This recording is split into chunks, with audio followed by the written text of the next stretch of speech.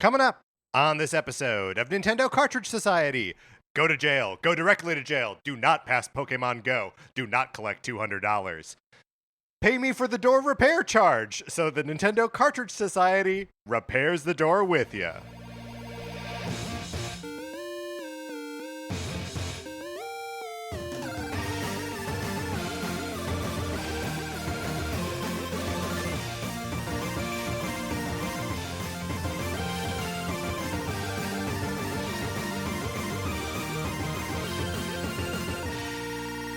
Welcome to Nintendo Cartridge Society. My name is Patrick Ellers, and I am joined, as I am always joined by my co-host, Mark Mitchell. Mark, how's it going? It's going great. Patrick, I realized I have no sharpened pencils in my home. Okay. I have unsharpened pencils. We're getting to the real problems right now. I have unsharpened pencils. Yeah. No pencil sharpener. Uh-huh. So the reason this has come up is because I bought a book of Sudoku puzzles. Yes. And not brave enough to do them in I pen. don't want to do it with the pen. But the reason I bought it is because I realized I was just subconsciously I would stop whatever I was doing. Like, it's like, oh, I'm going to go wash the dishes. Right. And then I have like a moment's boredom and I would take my phone out of my pocket and I would like immediately just go to The Verge, the tech news website. Sure. That's just like part of like what I have learned to do. It's like breathing. Right. It's like, oh, I'm bored. Let's go see what's on The Verge. Yes. And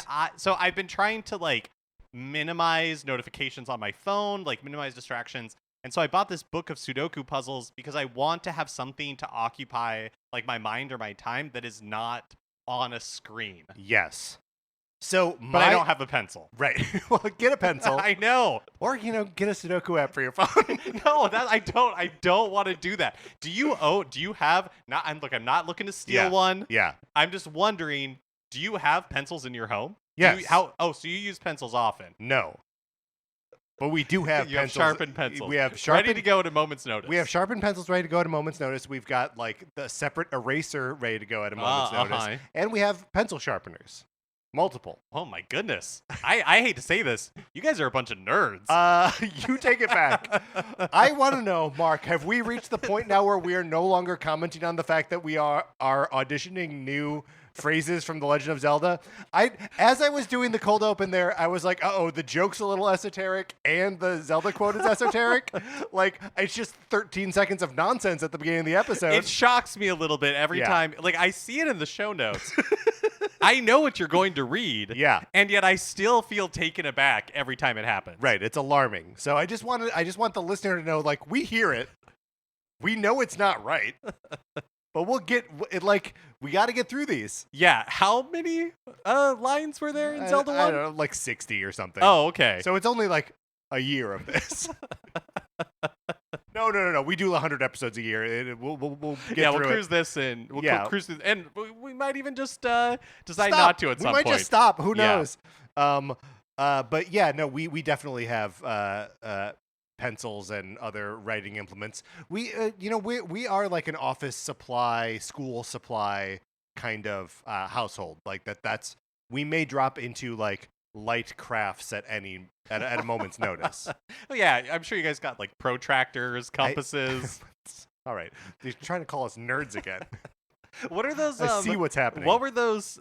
There's a word for them, and I'm embarrassed that I don't know it. Yeah, but they were like shape pieces that you would put together. Is this sounding familiar? What are you saying? No. They're not stencils. Shape pieces that you put together. Like one of those puzzles where I you have to say like... it begins with like a T.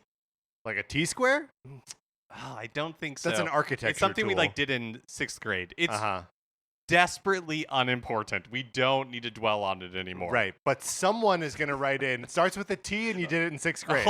Hopefully somebody knows what I'm talking about. It's with those excellent clues that I've been leaving. If you want to help us leave even more excellent clues, you can head on over to patreon.com/Nintendo Cartridge Society, where if you are supporting us at the 8-bit or 16-bit levels, you get access to our once-a-month episodes of miniseries that we are working our way through, like NCS Arcade. Yeah, and we just released our Castlevania Dawn of Sorrow listener feedback episode, and we are on the cusp of recording the October entry in NCS Arcade, which Yes. is going to be Echo the Dolphin. For the Sega Genesis.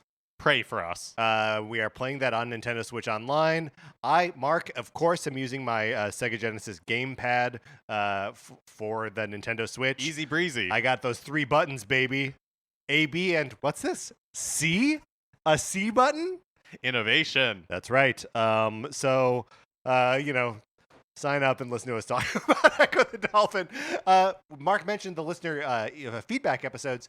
Every time we do one of these NCS arcades, we also do a listener feedback episode where we solicit you, the audience, for your thoughts, your questions, your impressions about the game that we just talked about. And we release that as a separate episode that is free for everyone who follows us on Patreon, whether you are paying us or not. So it doesn't cost you anything to write an email in about the game, doesn't cost you anything to hear the episode where we discuss that email. You can also be in our Discord if you are not yet. You should email us, Nintendo Cartridge Society at gmail.com, and I will send you an invitation. Want to do a quick thank you to some new patrons, Eric Blome and Stephen Garside. Thank you so much for becoming patrons. Thank you to everyone who is a patron. We appreciate you tremendously. Mark, on the topic of the Discord, something came up in the Discord that you and I need to discuss right here and now. How does one pluralize Alarmo? Because we assume Alarmo is a derivative of the same naming convention as Amiibo and Labo. Labo almost feels like a Lego to me in that, like, I don't think it is that, like, a kit of Labo is a Labo. Oh, Am I making sense? That, like, you would call them, like, multiple of them Labo kits. Yeah, yes. And we know the plural of Amiibo is Amiibo. So, question, you buy 2 of these products, the Nintendo Sound Clock Alarmo, how do you pluralize it?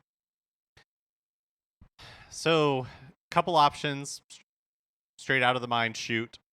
You have Sure. Nintendo Sound Clocks Alarmo, but that doesn't feel right.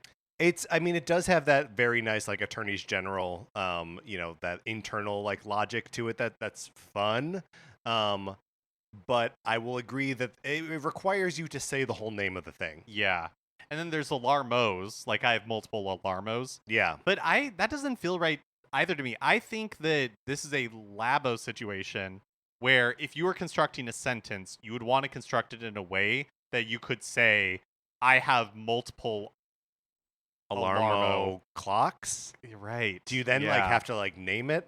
I mean, I think it may be, and this was suggested in the Discord by Mesa Ace, that it is Nintendo Sound Clocks Alarmo.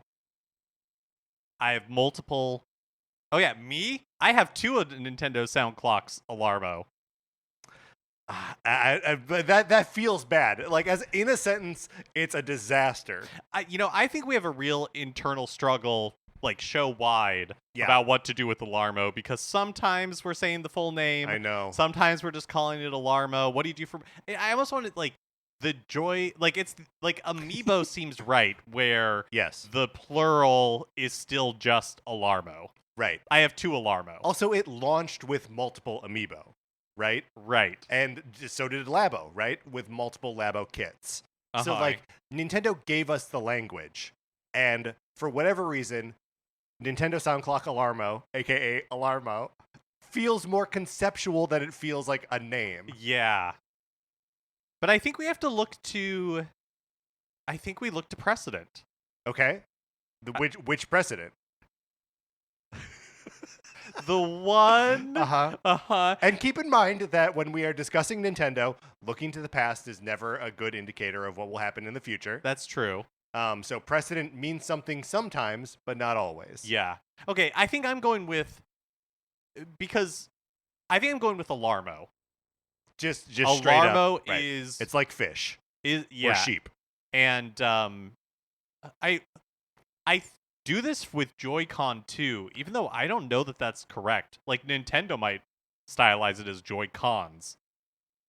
But yeah, that doesn't, actually, I don't know either. But that doesn't really feel right to me. I think the plural of Joy-Con is Joy-Con. Yeah, so I think just throw Alarmo on the pile. We're gonna need to like make a glossary here of like all of the things. We should reach out to like Nintendo's press or PR Sure, people right. should send an email to some contact at press.nintendo.com Right. and just see what comes back. But the problem we run into there is that Nintendo has this thing where they will frequently call something, like they will call Princess Peach Showtime the Princess Peach Showtime game. Mm-hmm. And I refuse to do that.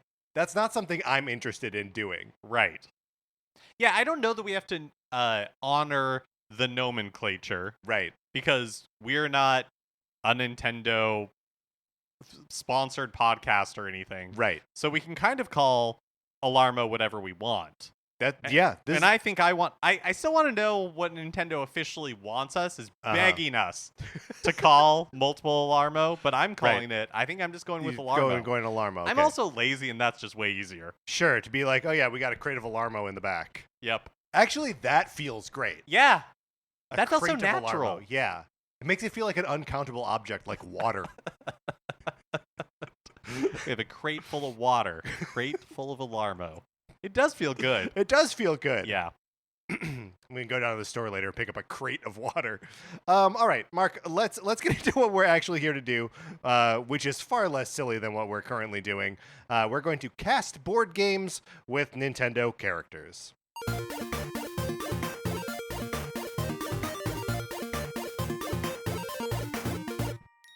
I'm realizing now the topic is a little esoteric as well. This may just be one of those episodes. I think it might be. You just gotta hang on tight. Like, you're in good hands with us, probably. Who knows? Yeah, we don't know where this is going. We don't know where this is going. We're gonna have a good time tonight. Super Mario Party Jamboree, out on store shelves, out in digital storefronts, on my Nintendo Switch, because I have to buy everything they put out this year. So we're obviously, what Mario Party is a board game. Yep. It's weird. I'm only thinking about this now, that they position these things as parties when they are in fact board games. It's a foundational part of what they always are and always have been. Yeah. Yeah. Okay. But I guess the implication is that board games require more than one person. And where would you pull out a board game? A party? You pull out a board game when you're, home for Christmas and you have to do something with your family, right? Well, I mean, I've been to I've been to places Sure. and things where I've played board games where it didn't feel like a chore. Yeah, absolutely. Yes. And hanging out with family isn't always a chore either. But I get what you're saying. But like, if I'm going somewhere, if I'm going to a friend's house to play a board game, I just don't consider that a party. Interesting. Even if like other party-like things are happening, even if like we're drinking, right? I'm like, no, that's board game night. Uh-huh. So I don't know if I have like an alternate pitch for, Mario board game night. And I bet that they went through this exact same thought process, Right. and that's why they landed on party, because it's just so much easier. Right. And it's like they're having a party. The characters on the board are having a party. Yeah. So we're going to be talking in some cases here about the characters on the board, but mostly we're going to be approaching these board games holistically and saying, you, board game, what Nintendo character are you? Yeah. So we're going to be looking at the characteristics of the board game, Right. maybe some of the mechanics, what it involves, what the theme of it is, and then we're going to be picking a Nintendo character Yes. that best represents that classic board game. Right. And will there maybe be some times where a character doesn't suffice and maybe like a more abstract concept needs to be slotted in there? Who knows? Yeah, possibly. We don't know. We've never done this We before. haven't done it. It's an esoteric episode. This is what happens. And we're starting, of course, with Trivial Pursuit.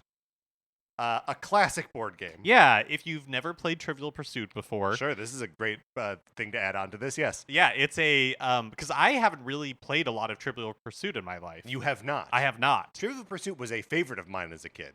We had a 1987 Genus edition that was also a like Walt Disney product. And not all of the questions were Disney related, but a lot of them were. Genus? Genus, yes. Oh. Like a category of animal, Right.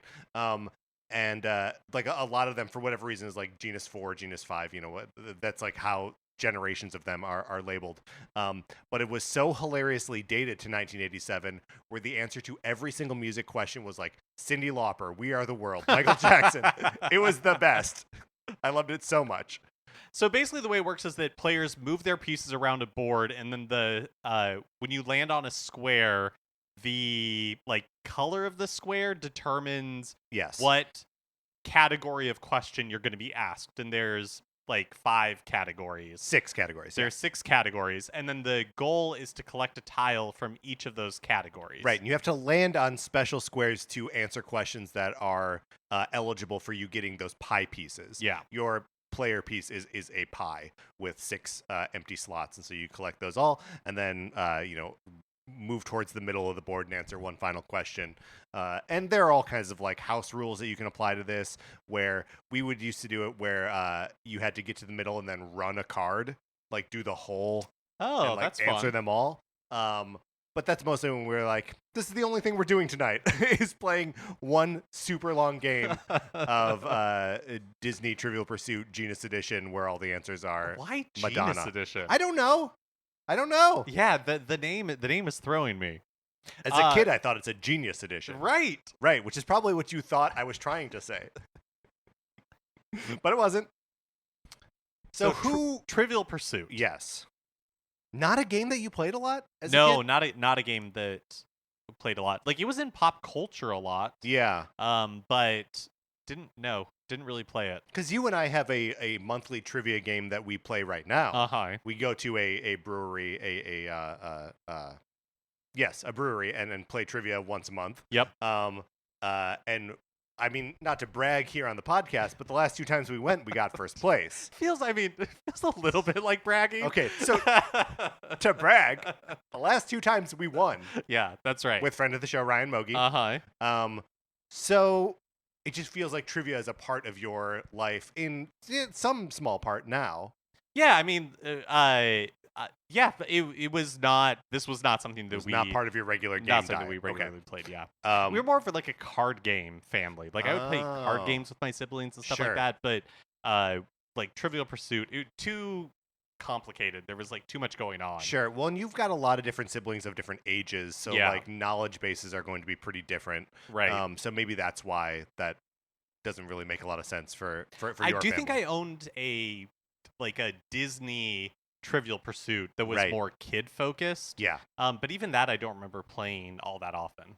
We also had a Star Wars Trivial Pursuit, which was there was a time in my life, and this was before the prequels came out even, where I just knew everything, and so it was no fun to play because my brother and I just knew the answers to all the questions. Yeah, that's interesting. We will get to the Nintendo we'll of this get there. all. We'll get there. But the that Star Wars Trivial Pursuit that came out before the prequel trilogy, was it just the movies, or did it also do? It was just the movies. Oh wow, that's really interesting. So questions would get hyper specific, but I had the brains or the movies tattooed on my brain. Yeah. So it didn't really matter. Also, instead of dice, it had a little R2D2, and you pushed his head. That's and fun. He went. It took forever. So we ended up using dice usually anyway. Wait, you pushed its head. Was it Sorry, where there was a die inside of it? How did you know how many spaces there was a you little to move? screen on the front of it that would show you how many spaces to move. Okay. Okay, so what Nintendo character is a sort of know-it-all or is gatekeeping your progress by questions or trivia? Okay, well, Blathers. Sure. From Animal Crossing, the owl who is the docent of the village museum. Right. You got to bring him a lot of fossils and he's got facts, bugs and stuff before he'll even agree to open the museum. Right. The other one I was thinking makes you pay for it. The other one I was thinking about was Swanky Kong. Because he has a series in Donkey Kong Country 2. Sure. Is that where he has you encounter Swanky Kong? Trivia questions about the game you're playing? Yeah. Yeah, exactly. He's a game show host. My first thought as we were winding up to this was Gruntilda from Banjo-Kazooie. Because as you're approaching the final boss, there is a board game that you play that every one of these squares is a trivia thing where you have to answer questions about the game you've played. There's another thing where you're asked questions about the little rhyming insults that are like facts about Grunty. But I feel like Swanky is the purer representation of this because he's only asking you trivia questions, right? Yes, but it is like a bonus game, Yeah. right? Like you don't have to. You don't really. It doesn't stop your progression. Right, but I'm saying that a lot of the spaces in the Grunty game that you play are like combat challenges or like little speed run things. So it's only trivia sometimes, and Swanky is trivia always. There's also Chuck Quizmo, who is in the first Paper Mario game on Paper Mario 64, and he's not optional, but you encounter him throughout the game in the different towns and stuff. He's like a worm. Yeah, he's like a lowly worm. Multicolored worm. But again, it's like a game show type of conceit when you interact with him. That's fun. I kind of like that. Chuck Quizmo? I mean, I think either Chuck Quizmo or Swanky Kong are solid and lead nicely into the second part of this. Okay. So I think actually for what we're going to do for the second part, let's go with Swanky Kong. Okay. So Swanky Kong we are casting as Trivial Pursuit. And Mark, the second part of this, which we're not going to do for every game, we're going to do it for this one and for the final game that we're discussing. We're going to cast individual pieces of Trivial Pursuit with characters related to the character we cast as Trivial Pursuit. So for Trivial Pursuit, it's the 6 categories: geography, entertainment, history, arts and literature, science and nature, and sports and leisure. We are going to cast those as characters related to Swanky Kong. Yes. Which means we've got the whole of the Kong family at our fingertips here. So again, just running through those categories, we got geography, entertainment, history, arts and literature, science and nature, sports and leisure. Okay. So I feel like history has got to either be Cranky or Wrinkly Kong, right? Because they both have, I mean, Cranky in particular in that first game is always telling you about the good old days. Right? He's always talking about his original adventures, kidnapping Mario's girlfriend, being rescued by Donkey Kong Jr., who then vanishes. And it's always with the air of like he's doing it so much better than you ever could. Yes, that's right. So yeah, I feel like Cranky is a good one for history. And the other like candidate there was Wrinkly Kong, but she's not really like, she teaches you stuff about the world, right? But not like the past. She may be similarly old and eventually a ghost, but I don't think she is. I don't think she's a good candidate for history. For geography, what about Funky Kong? I'm thinking like Funky's Flights, right? Again from that first Donkey Kong Country game. Yeah, I mean, kind of hard to what other Kongs are worldly in that same way, right? Well, there is Dixie and Tiny. Is that the name of the or Kitty? Is it Kitty Kong in the third game? Yes. Because they, that's the world opens up as you get access to the different boat. The different equipment, and so they kind of have seen it all. Yeah, that's true. They've been, but still like around a fairly narrow, like it's not even Chains of Island. Like they're still kind of like relegated to Donkey Kong Country. Funky Kong surfs, right? Yeah. Where did he learn how to do that? He sells weapons. He's an arms dealer. Where did he get those arms in the first place? They're not manufactured on Kong Island or whatever. DK Island. Kong Island would be a King Kong thing. Have you heard about this is a real life thing, that there's a snowboarder who competed for Canada in the 2002 Olympics that is now wanted in Canada, the United States, and maybe Mexico for having this big drug ring? No. Okay. So when you were saying, Funky's this weapons, you think this guy is a Funky Kong? I think Funky is a him. Okay, yeah, sure. Sure. I think Funky's this guy. Right. Funky is like an extreme sport deviant. Uh-huh. And like, where does he learn all that stuff? Where does he get exposed to it? The outside world. Yeah, he's like on the beaches of these different places Right. around the Kong world. Right. We're He's meeting all these people, Mhm. making all these connections. Right. Moral judgments about beaches here for some reason. Yeah, I think Funky Kong Or is mountains, clearly. or mountains. Ski resorts. Sure, right. Dangerous places. Mm-hmm. I've seen look, James Bond when he goes to a ski resort gets shot at. Doesn't turn out well. Doesn't turn out well. Though he gets away. Roger Moore was a good skier, so they made James Bond ski a lot for 8 movies straight. It's pretty good. It's pretty good. It's good work. Do what you love. Yeah. All right. Entertainment, which is pink in the game. I mean, is this anyone but Candy? I think it is. It's Candy. just got to be Candy Kong, right? Yep. I think in the Kong universe, Candy Kong should be like a Maria Menounos style character, like introducing totally. movie trivia before the movies. Yeah. Or even like a Vanna White type Sure. character. Sure. Yeah. Vanna White's still on Wheel of Fortune, even though Pat Sajak is And gone. looking amazing. Yeah, and still looking Stunning. amazing. And I gotta say, Ryan Seacrest, he's talking too much to these people. I haven't watched new Wheel of Fortune. It's weird. Since yeah. I mean, the show's always strange and I think bad, but Pat Sajak made it look easy. Hi. Ryan Seacrest makes it look hard. But I mean, Ryan Seacrest has a lot of hosting experience. Absolutely. But even taking on a new gig like this, Mhm. I'm sure it takes a certain amount of just getting used to Right. the rhythms of it. I mean, like talking to 3 normies for 20 minutes. That's got to be weird for It's him. got to be right? his nightmare. But he does it. He does it. He's a professional. Day in, day out. Probably 2 days a week, every other week. Okay. Next up, we've got arts and literature, which is the sort of like brown category, maybe or purple in more modern. So we need someone who is like classically intelligent here, Yeah. right? Donkey, Diddy, Dixie, get out of here. Yep. They're all dummies, Well, right? I don't think Dixie is a dummy. Okay. Lanky though. Ugh. Yeah. Oh, poor Lanky. Lanky doesn't have pencil in his home. No, he does not. Is this where Wrinkly Kong goes?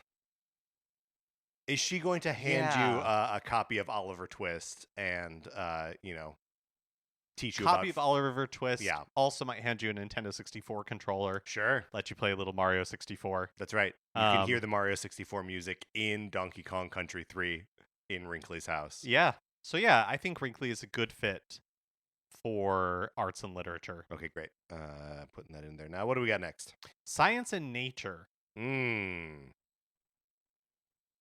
Now, this may be controversial. Do we move off of Kongs here and go with Like Ramby or something? No. K. Rulenstein or whatever. What's his name?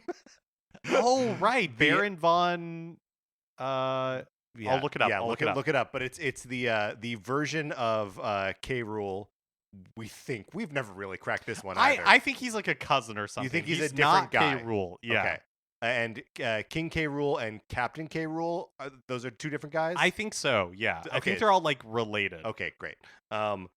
Baron K. Rulenstein. Baron K. Rulenstein. Oh my gosh, no. Okay, this is we're getting to the bottom of it. I just want you to know Yeah. that according to the Donkey Kong wiki, which maybe this is just me, but I trust fandom wikis the least of all wikis. Oh, absolutely. But according to the fandom wiki, Because there's a 12-year-old who loves Donkey Kong who's like, I think this is the case. Types it up and it becomes canon. and this is not sourced. So Great. But the entry starts. Baron K. Rulenstein is one of the many aliases of King K. Rule. Okay. So perhaps he is, but I reject this reading. Sure. I think that they're separate characters, but according to this entry, they are in fact the one and the same. See, I think K. Rule is just like a genre freak. He likes, so he wants to go and like cosplay as a king, as a pirate, as a mad scientist. The classic villains. Yes. So my belief is that they are all the same, but K. Rule in his Baron K. Rulenstein, or just Baron K. Rulenstein, if he's a separate character, he can represent science and nature. That's very good. Because he's conducting experiments. Absolutely, yeah. And they're natural or unnatural. Or unnatural. Mhm. But in order to be unnatural, you have to have some sort of command of the natural world. I mean, I agree with that 100%. Sports and leisure. Is this where our boy Donkey Kong finally comes out to shine? Yeah, Donkey Kong is a true jock. If like lounging in your treehouse hammock is not leisure incarnate, I don't know what is. And don't let the tie fool you. No. He's ready for In what rugby at way? a moment's notice. Okay, yeah, he'd be good. He'd be really good. He's a gorilla. Yep. Those rugby helmets are weird, right? I'm thinking of like the old-fashioned like football helmets, the leather ones. Yeah.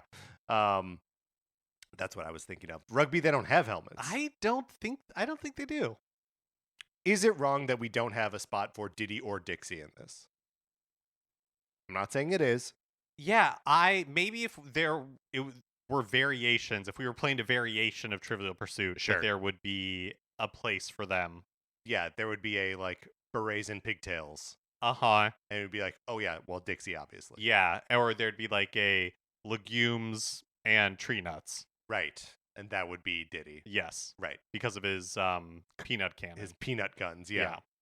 Still think hammer cannon. I know this was from the Patreon episode, but I still think the idea of a cannon that shoots hammers It is a good idea. is a good idea and should be in something. Should be at least like it feels like a great like RPG sort of attack, because those can be silly, and especially if it's not real time.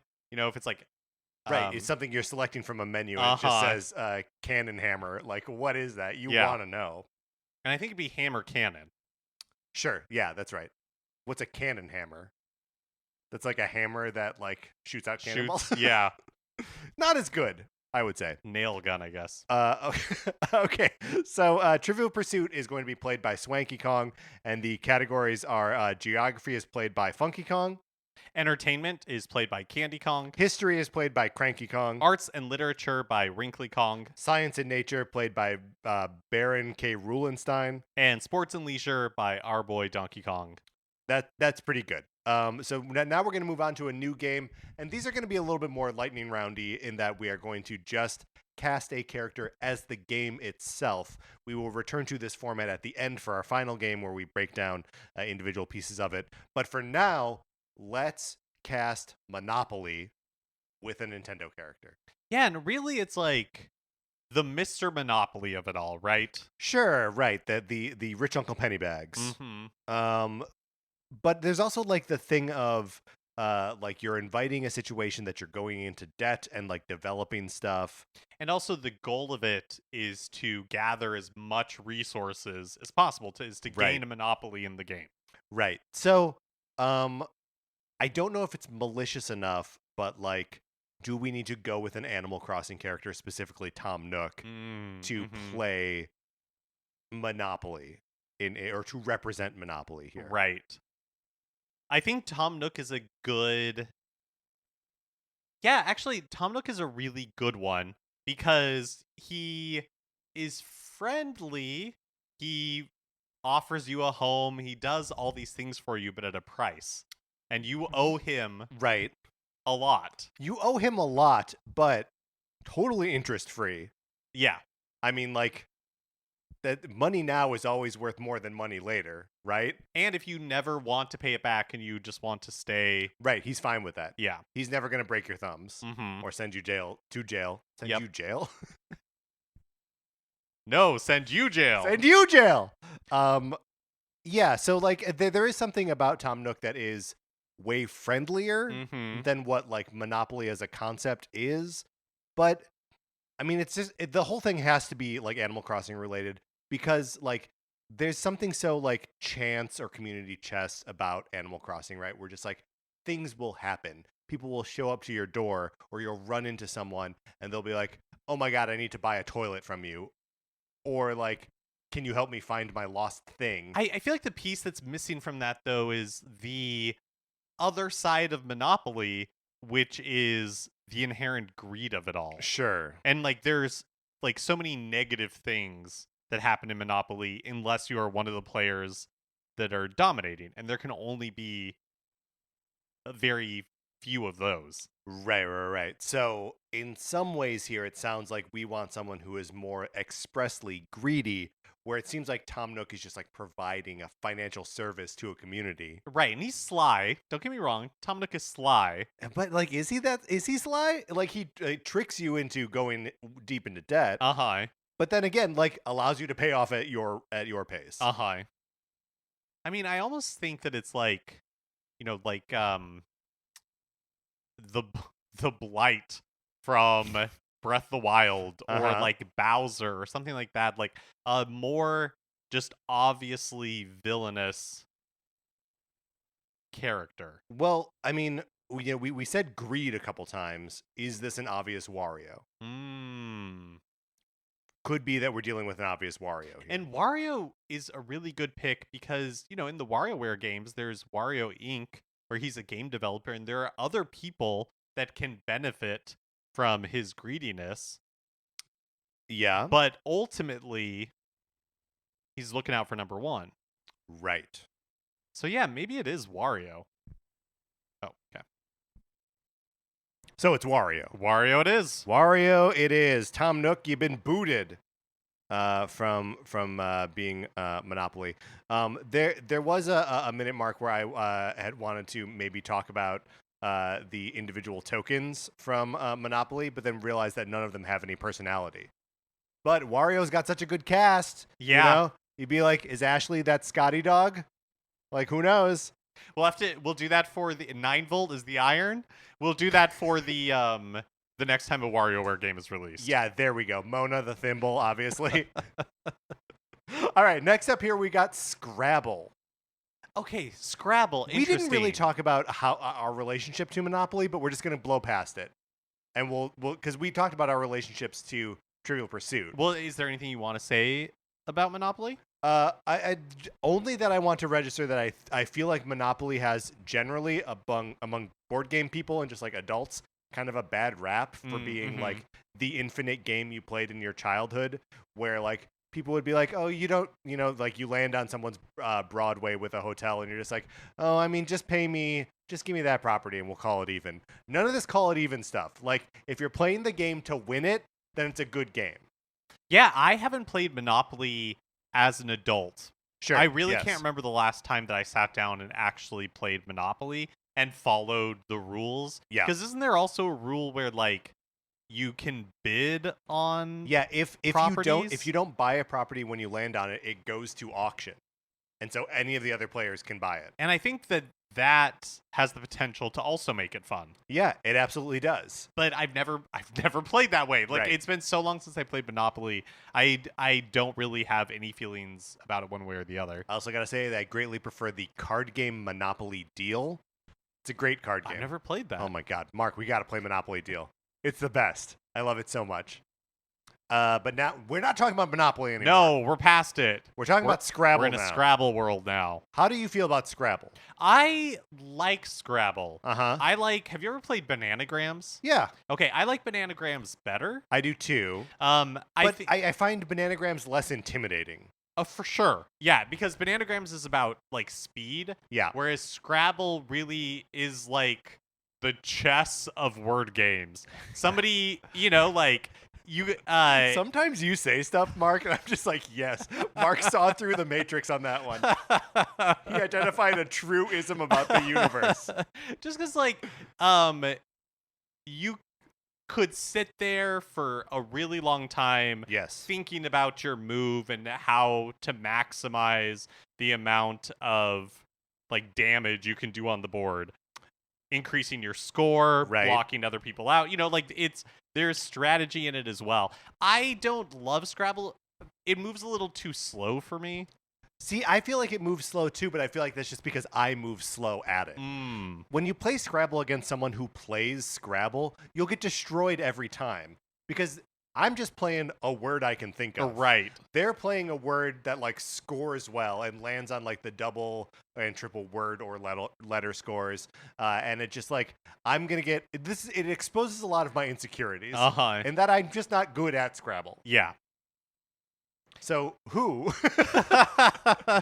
in the Nintendo, but it's also, okay. So there's again like sort of a gatekeepy thing here where like if you're an expert at it, you'll be able to like really execute at a high level. Yeah, but I don't find it like gatekeeping in a way where, because like anyone can play Scrabble. Yes. But it's just like one of those things where to really be good at it is you're on another level. Right. Which we may just be describing any game kind of, but like the first thing that what we're talking about right now makes me think of is Splatoon. Something that is inviting and like fun. Everyone can imagine themselves playing it.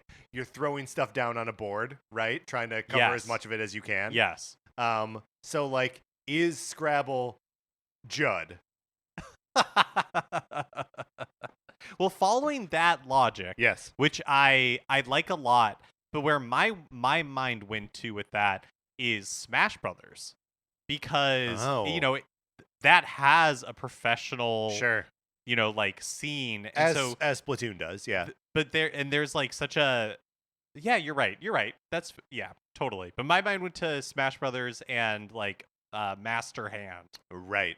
So I think they're both good candidates. I kind of feel like we should go with Judd, because if a game ever needed a cuddly mascot right to pull people in, I think Scrabble might be that game. Right. And like even though like you do pick up tiles and place them with your hand. So like the master hand does sort of make sense in that regard. There's something inherently cozy about Scrabble, and a big fat cat is an inherently cozy. Yeah, you can imagine Judd thing. Like sitting on your lap, right, while you're staring at the letter bricks in front of you. Yeah, just tearing your hair out, trying to figure out what to do. Tiles, probably, right? Tiles, letter bricks, letter bricks. Like you're building a word wall to keep everyone out. And if you do, we need to say what Judd is? Right, Judd is the judge cat. Yes, in Splatoon. So after you finish like a turf war, Judd is the one that is surveying the map and coming to a decision on which team wins. Yes, and he holds like a flag in the direction of the winning team. Right, and he has a little clone named Little Judd. Little Judd. That we love the lore about. We love the lore of Little Judd. So yeah, I think Judd is a good pick for Scrabble. Okay, great. Scrabble is Judd. Next up on our list, maybe arguably not a board game, Twister. This is the true essence of like Mario Party, right? Where it's just like a chaotic thing that like you do with a bunch of people, and maybe you do it once, someone falls down, and you're like, I don't want to get hurt. Now, do we have to acknowledge the like inherent sexiness? We don't have to acknowledge anything. Twister. Here's the problem. Yes, I think we do. So maybe like an unfortunate sexiness, because I think Twister is largely played by children. Is it? I think so. I think maybe it. I think as soon as like you're old enough to have like sexual feelings about being in a Twister situation, you stop playing it. Okay, I think that is my experience for sure. Yes, but I think was the genesis of Twister as like a party game for adults. Oh, that's like a kind of like question. naughty party game for adults. Like what did it originally come out of the swinging 60s? Right. I mean, I have to imagine that in Austin Powers game collection, there are several stained copies of Twister. Yeah. Okay. Yeah. Well, what do you got, Mark? I'm looking at the history. I'm trying. Okay. Blah blah blah. Da da da. So on and so forth. Okay. Twister became a major success when actress Eva Gabor played it with Johnny Carson on television's The Tonight Show on May 3rd, 1966. However, in its success, it was also controversial. The company that produced it, Milton Bradley, was accused by its competitors of selling, quote, sex in a box. Okay. That accusation is speculated to be because it was the first popular American game to use human bodies as playing pieces. Right. In 19 little bit of trivia. In Yep. 1966, Twister was licensed to Nintendo for the Japanese market, Whoa. where it was released as Twister game, which we saw in the Nintendo Museum Direct. Right. A copy of Twister at the museum. Okay. So what I'm seeing here is like an unfortunate or like an unintended sexiness, or like intended but like controversial sexiness, right? Yes. And because we've got this example of Ava Gabor and Johnny Carson, is that the is that the template that we need to cast two characters with like an unfortunate sexual relationship as Twister? I think maybe. I don't know that it was intended to be that way. Right. Games Magazine included Twister in their top 100 games of 1980, praising it as being, quote, nearly as well known as Spin the Bottle and 10 times more enjoyable. Okay, all right. 10 times more enjoyable. While noting that it is best played on a soft surface with people you'd like to know better. So I don't know. Man, the 60s were a different time. That was 1980. The 60s were a different time. The cusp of satanic panic. I mean, I agree. Okay, so Twister. Right. What Nintendo character falls into these? Actually, I'm gonna pitch something at you. Okay. Okay. So like, seemingly the thing is both, like a game in its own right, and also is seen as, or like is functionally a sex thing, right?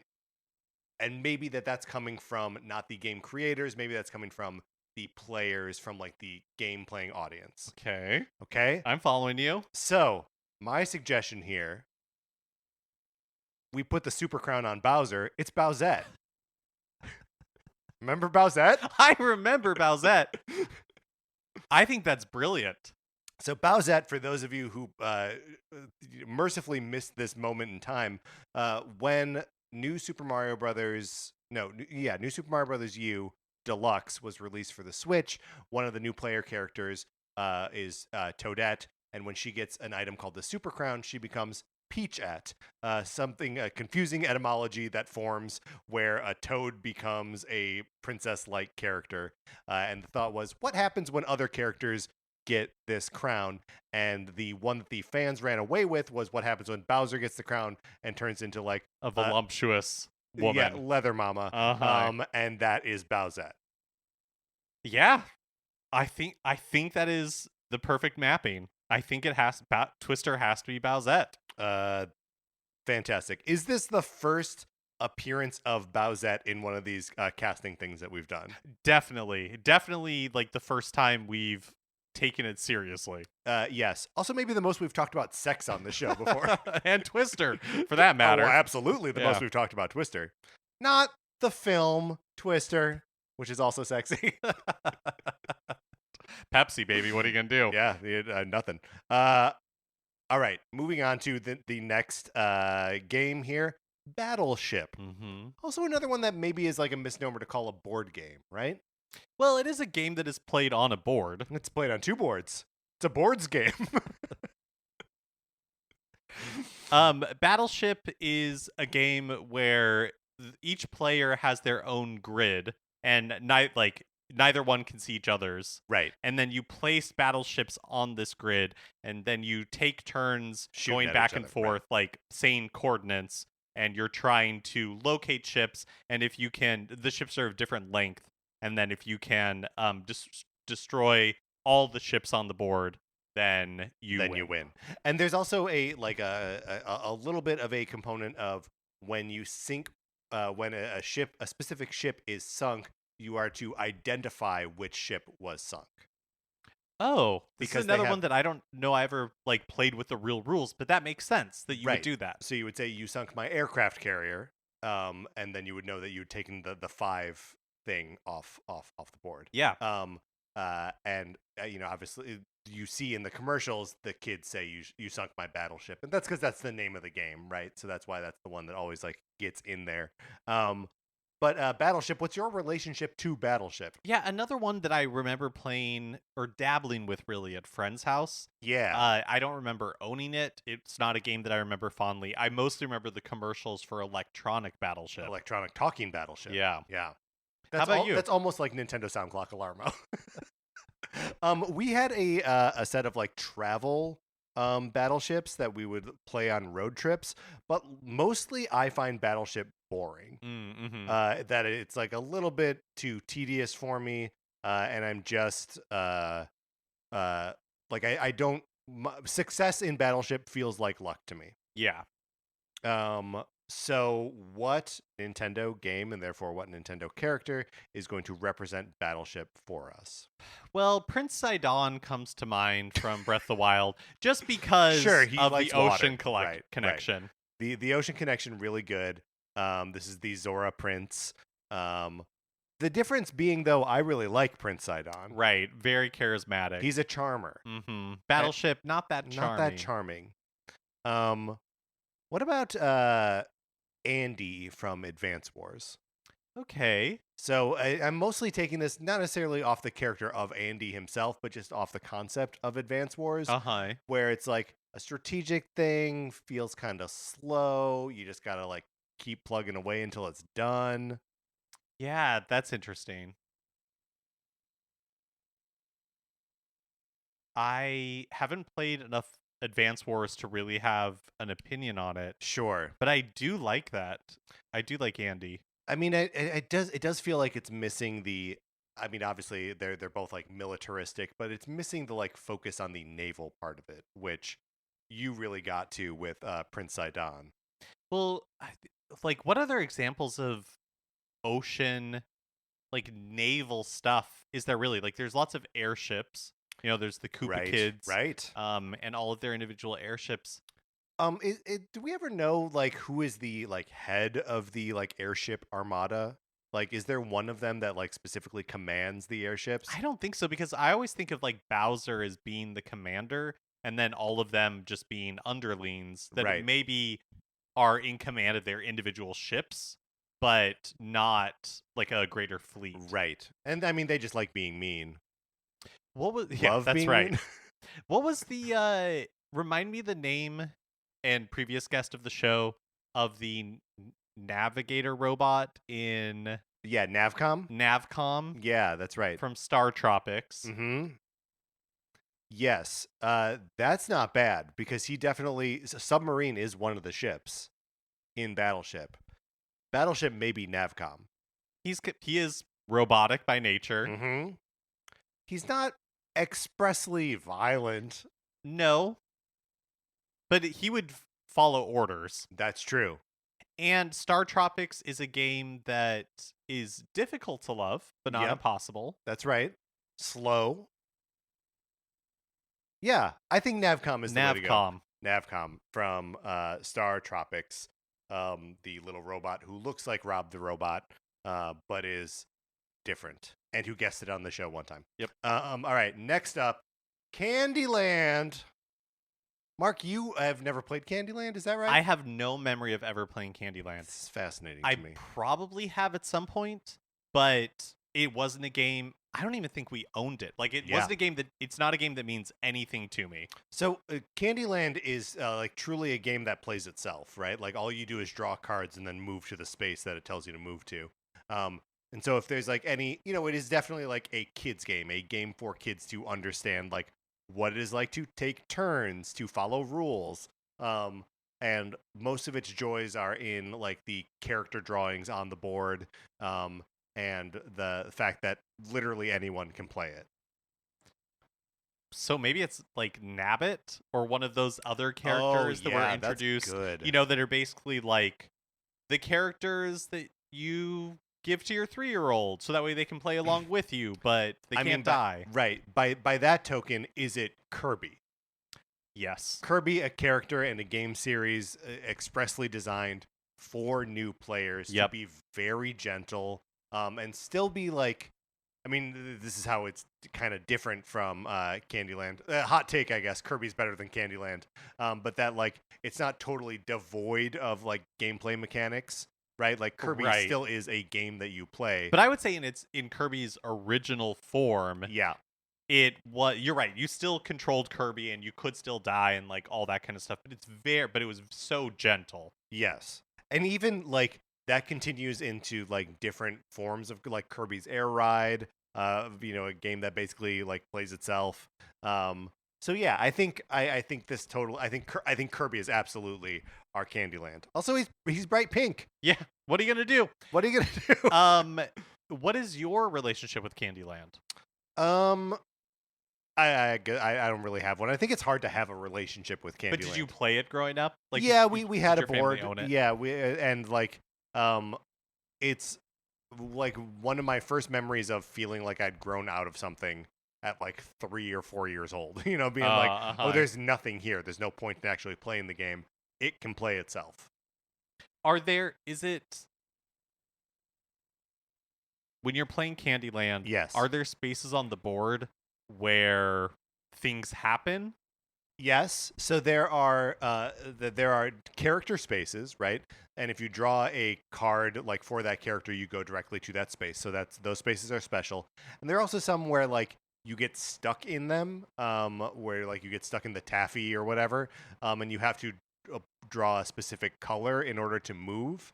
And then there are also some that like get you to shortcuts, but like you can't aim for these things. You're always just drawing the next card. And there's nothing like play again or go back 2 spaces or anything like that. No, I don't think so. Hmm. And there's never a time where like now you have to play a mini game against 3 of your friends, as in Mario Party. Okay, moving on to Seen It, a more recent entry in the board game canon. Yeah, only in relative terms. Only it's still 25 years old. Because the concept of it now, I guess it's still viable, but maybe there's a streaming version of it, Yeah, or like some gotta version you be. can play online. Seen It when it came out was at the height of the DVD Yeah. home market, and so Do you miss that era?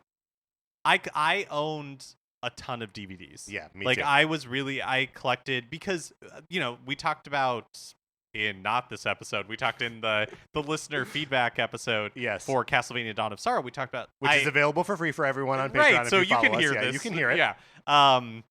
I've always liked classic movies, Mhm. and like Hollywood Video had a good selection, but it was harder to find some of the more esoteric titles. And then DVDs just totally like opened the world of world cinema. Like it felt like so much was available Yes. to you, even in a way that like streaming does, but also like doesn't do very well. Right. Well, and one of the things about DVDs, especially like coming off of where we just were with VHS cassettes, is that it's just a cheaper physical product, right? Yeah. Like it's just a disc, and like discs are cheap, and tapes are like kind of weirdly expensive. And right? they took up less space than tapes too. Absolutely, yes. Yeah. And you had things in widescreen. Anyways, yeah. Yeah. And you had all the bonus features. The bonus features, Like on commentary tracks. on like the Lord of the Woo. Rings DVDs, like Oh, to yeah. actually see the behind the scenes of all that stuff for like a little nerd like myself, not a pencil collecting nerd like Patrick, Okay, but I resent this. movie nerd like myself. I love that stuff. I do. I miss the availability of those special features for sure.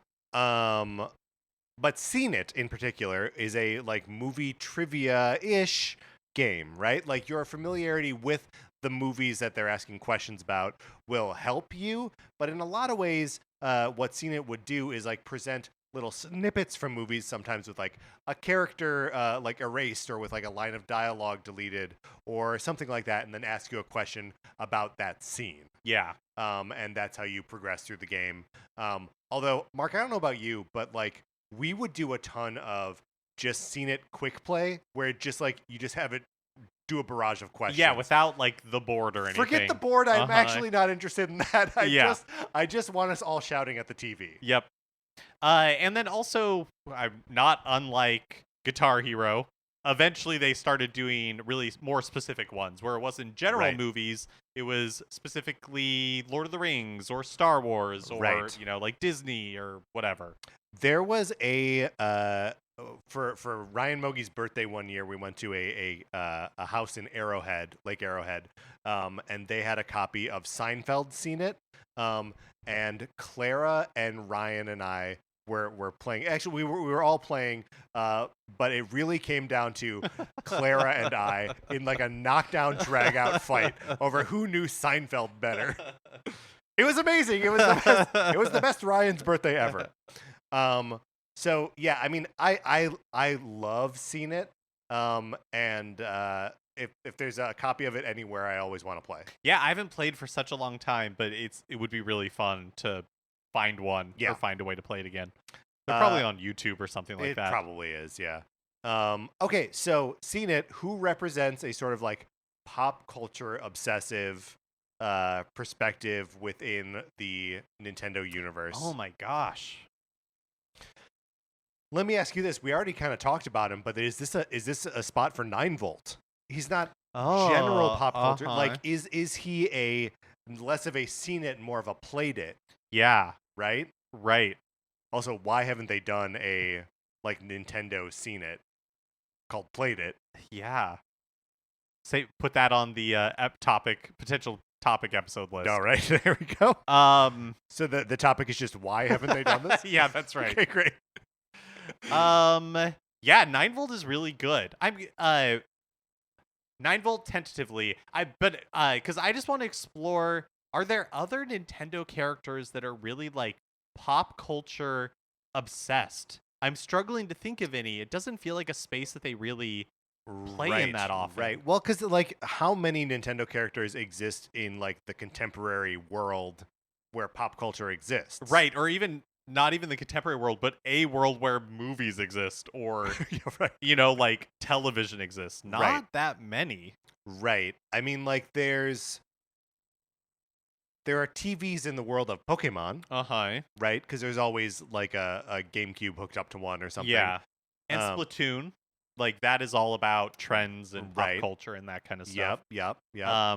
Obviously, Mike Jones knows about the pop culture of the 1990s. From Star Tropics. Again, I'm talking about Star Tropics. Sorry. The like little. I might be getting the details of this wrong because I think it's told in first person. But isn't it like a young girl at the beginning of Mario plus Rabbids Kingdom Battle that is playing some like VR game? I mean, it's all told in like first person is my memory, but then you get sucked into the game or the game comes to life or something like that. It's like there's like a duplicator, right? Or no, it's like a combiner. It's like a VR headset where you look at two things and they combine into. Because like a rabbit gets one of those like fused to its head or something. Oh, okay. And it creates the Mario plus Rabbids universe. Okay. But I don't think any of that is really like the Rabbids may become obsessed with like Mario. No, but I'm saying like the human character at the beginning. Yeah, that is playing. I cannot remember the VR game. But yeah, I what about the kid from Secret of Evermore? Oh. So he's a B movie obsessed, like B horror movie, like schlocky sci-fi black and white movie obsessed kid who gets sucked into the world of Evermore, and he's experiencing worlds created by a paleontologist and a archaeologist, and all these other like science obsessive people. He can't view it through any lens other than the like sci-fi movies that he loves and won't stop talking about. That's very good. He's quoting movies and like saying like that's from Explorer Dan in the voyage to the Arctic, right? That's good. Problem is this character has no name. Name him. Sure. I think we're okay just calling him the kid from Secret of Evermore. Yeah, kid from Evermore. Do you want to explain what Secret of Evermore is real quick? Sure. Secret of Evermore is a game from Squaresoft before they merged with Enix, coming out of the like Western development studio, the U.S. studio, that plays almost exactly like Secret of Mana, was never released in Japan.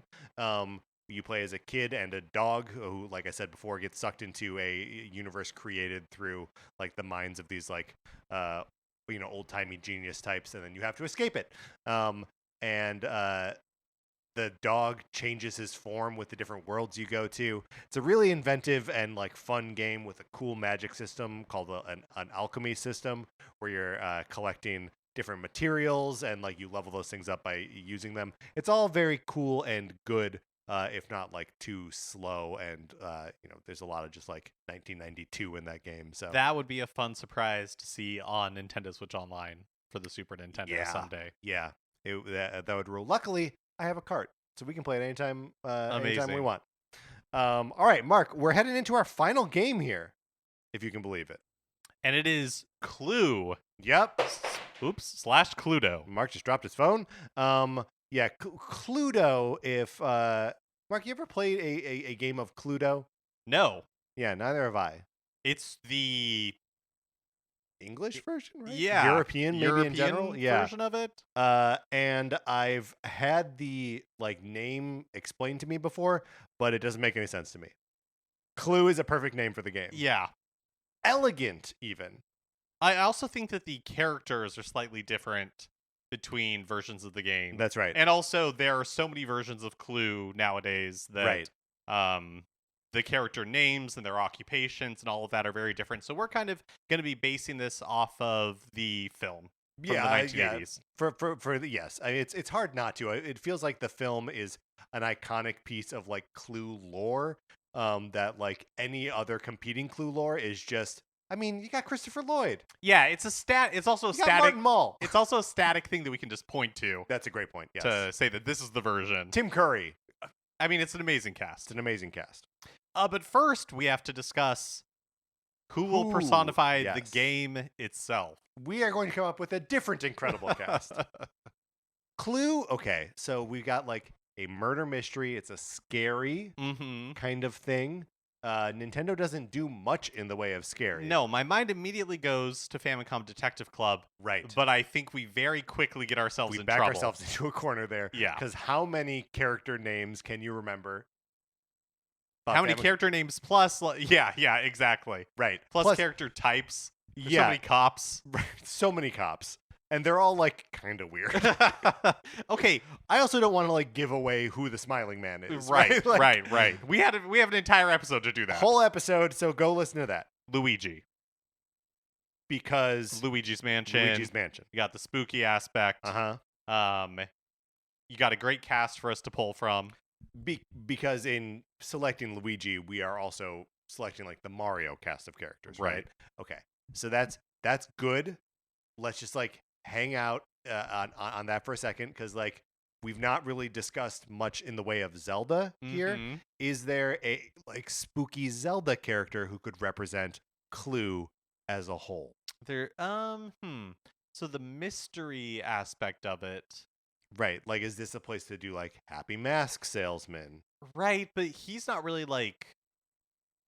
He's otherworldly. There's something very grounded about Clue. So maybe it just is Luigi. Like I don't want to push back against your good idea in favor of like possibly finding a perfect idea. Well, I mean, I think there are other spaces that we can look at before potentially like returning to Luigi. You have like Metroid Fusion, which kind of has a little bit of horror element to it because you have the like X-Parasite version of Samus that's following you around the space station. Well, and just like the sort of like loneliness of the isolation of Metroid, like that brings across some of the same like kind of creepiness, but none of the coziness. Yeah, you really don't have a scenario very much like Clue in the Nintendo universe that I can think of off the top of my head. Yeah, I can't really get there either. So maybe we do just need to go with Luigi, like representing Luigi's Mansion, and then for characters we can pull from the entirety of the Mario canon. Yeah. Or Professor Egad. We got Egad as well. Yes. Okay. Yeah. So in the role of Clue or Cluedo, we of course have Luigi. Luigi or Luigi Do. I like that. I'm writing it in the show notes. So our first character. Well, let's run down all the characters. Okay. Right. So first is Professor Plum. Let's just get their names out there. Okay. So we got Professor Plum, Mr. Green, Colonel Mustard, Mrs. Peacock, Miss Scarlet, and Mrs. White. So do you have any first of all, like impressions of like who these characters are and who they would like easy Mario character analogs to them? The one that immediately stands out to me is Ms. Scarlet, who's kind of the femme fatale. Again, we're pulling from the movie. And I mean, maybe it's the color. Hard to get away from that. But I'm thinking possibly is it Penelope? You mean to say, oh wow, why is this happening to us? Pauline. Pauline, Jesus. Pauline. I mean, I think you're right, especially in her like mayor of New Donk City and like sort of like modern iteration. Like Pauline absolutely is the Miss Scarlet here. Yeah. Played by Leslie Ann Warren in the 1985 movie. Yeah, total femme fatale. And an absolute babe. Should be Miss Scarlet. I agree with that. There's also so Miss Peacock is like an old lady, right? Like in some versions of the game is like the chef, you know, and they all in the movie is like just an older lady. Yeah, she almost reminds me of like a Hedda Hopper, or you know, kind of like a moneyed older woman who I don't know, she has kind of like that like gossip columnist sort of Sure, right. Yeah, so that she's like plugged into stuff. to her. Yeah. There's that makes sense. That makes sense to me. Who in the Mario universe is that? And we need not be beholden to gender on all these things, right? Right. Eileen Brennan in the 1985 movie, of course. Who in the Mario universe is the Miss Peacock?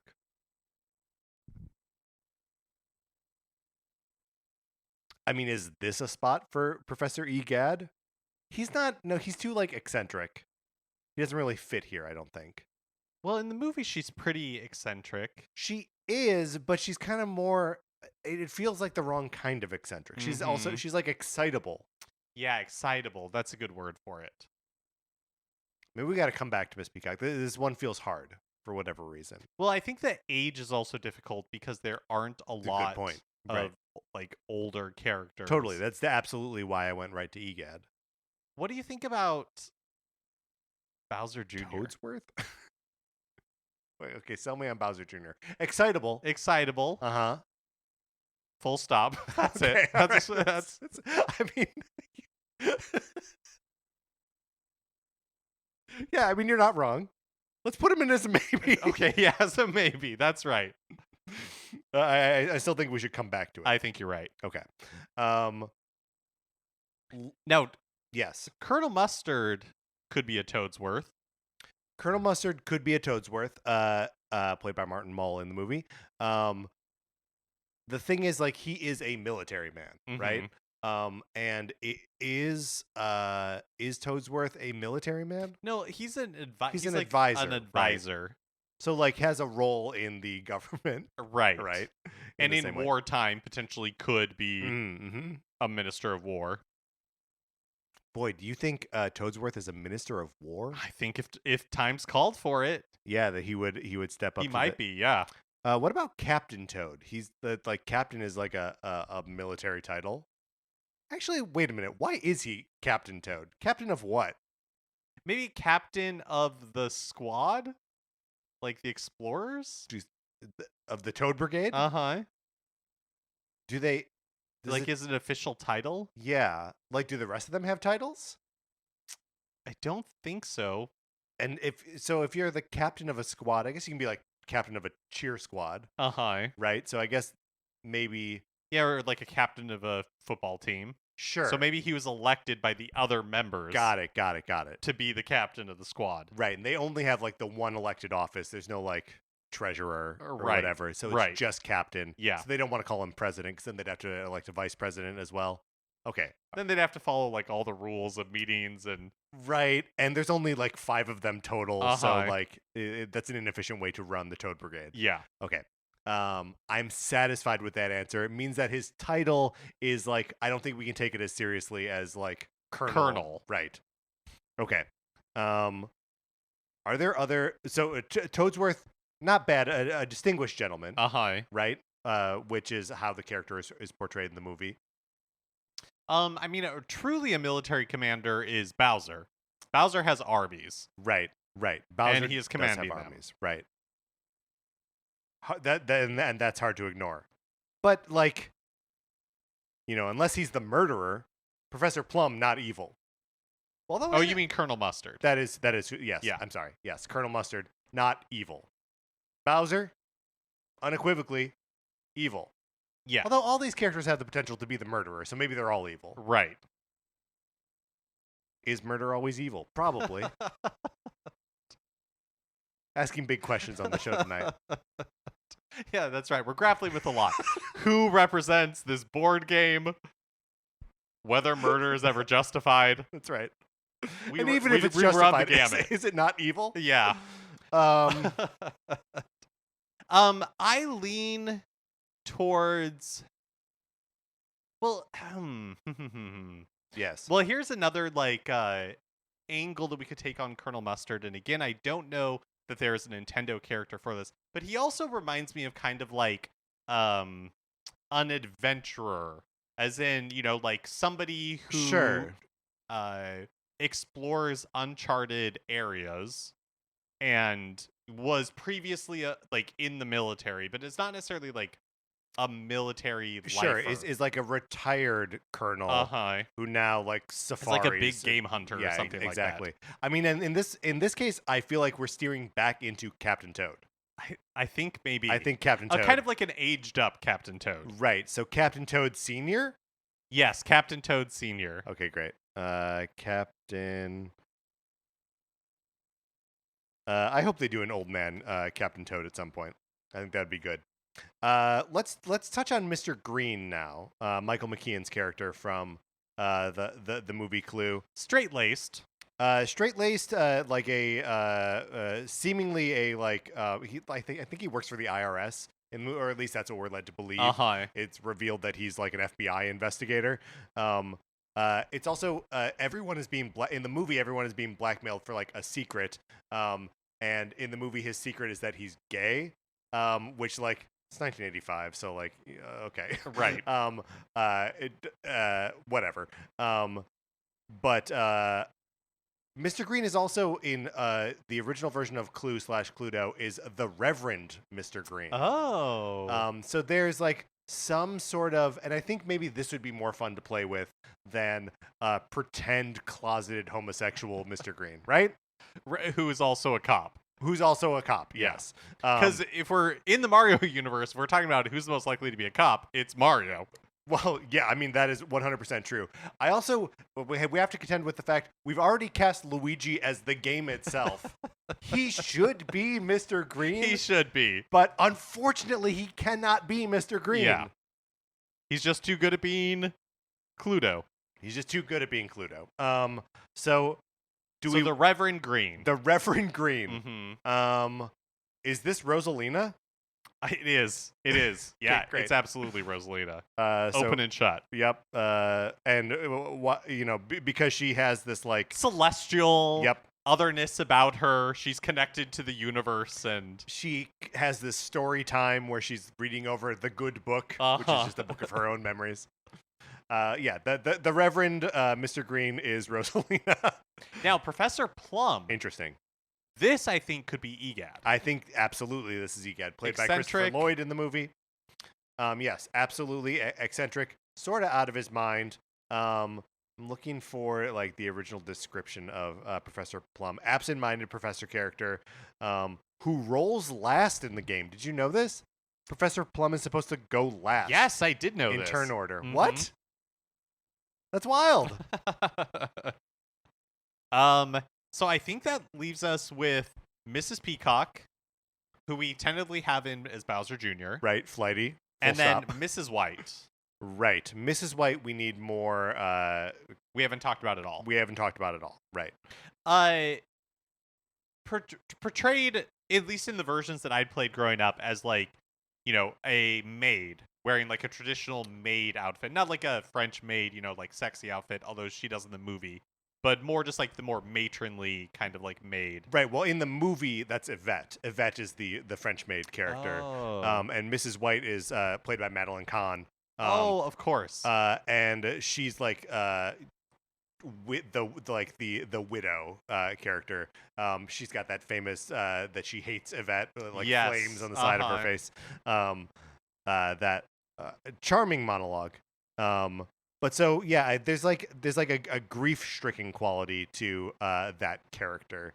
But in the we're talking about Mrs. White. Yeah, a frazzled servant of Mr. Bodies. Yeah, that's the version of the game that I remember playing. Okay. So I think we have multiple directions that we could take this. Okay.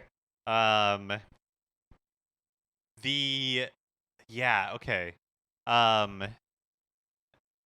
Would the jealous part, Okay. if we're following that road, like from the movie, like Madeline Kahn, Yes. is that Bowser?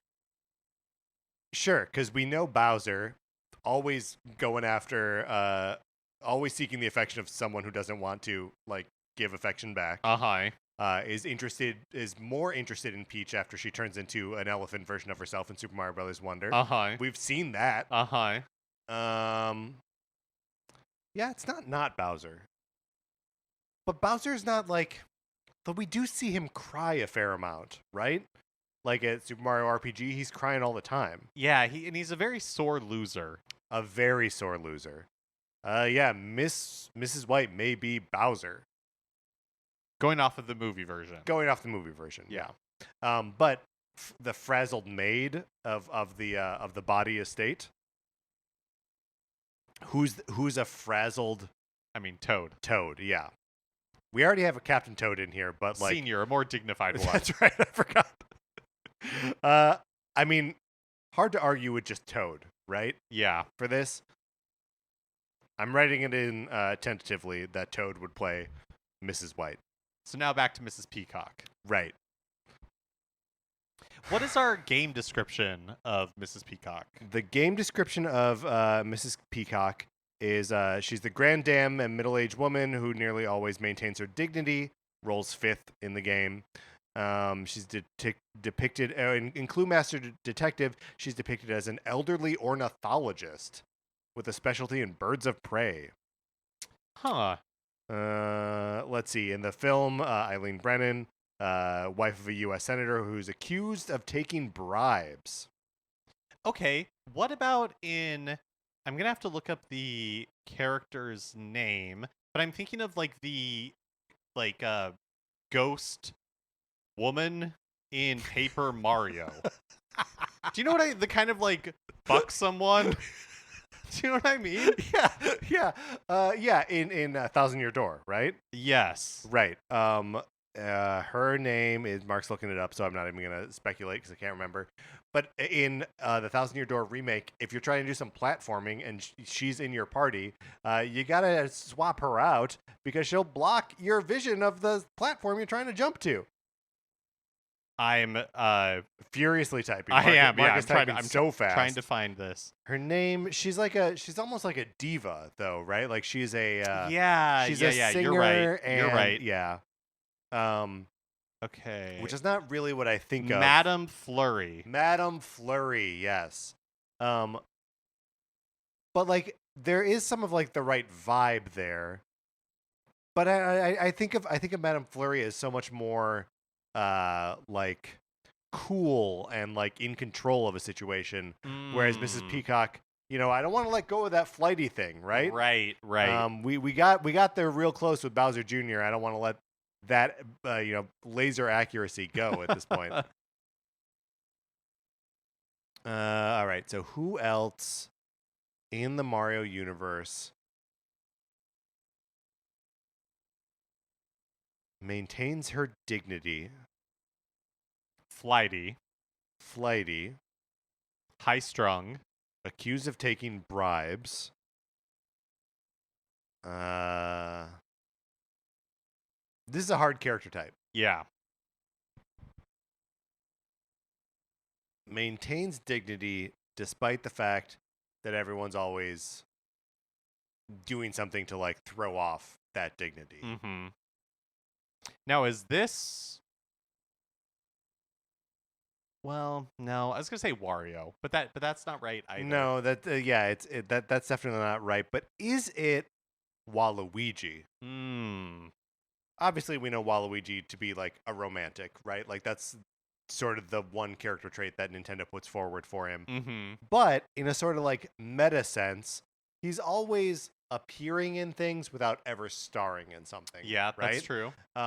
And sort of like unflappably appears in these things over and over again, faithfully, despite the fact that he's never going to get a starring role. Yeah. Maintains some semblance of dignity, even though people are never... He's not respected. He's not respected. Yeah. Right? And there's also something like shady about him, so we can buy the like accused of taking bribes. Yeah, I like Waluigi. Okay, great. So sorry, Bowser Jr. And honestly, I'm glad we don't have to use Bowser Jr. Me too. Because look, it doesn't come up on the show often enough, but we don't like Bowser Jr. Yeah, don't really care He for can him. hit the bricks. All right. Is that we've done it? I think we're locked in. Okay, so the game itself is played by Luigi or Luigi Do. Yeah, depending on where in the world you live. Professor Plum is played by Egad. Mr. Green is played by Rosalina. Colonel Mustard is Captain Toad Sr. Mrs. Peacock is Waluigi. Ms. Scarlet is Pauline. And Mrs. White is Toad. All right, Mark, let's close this out.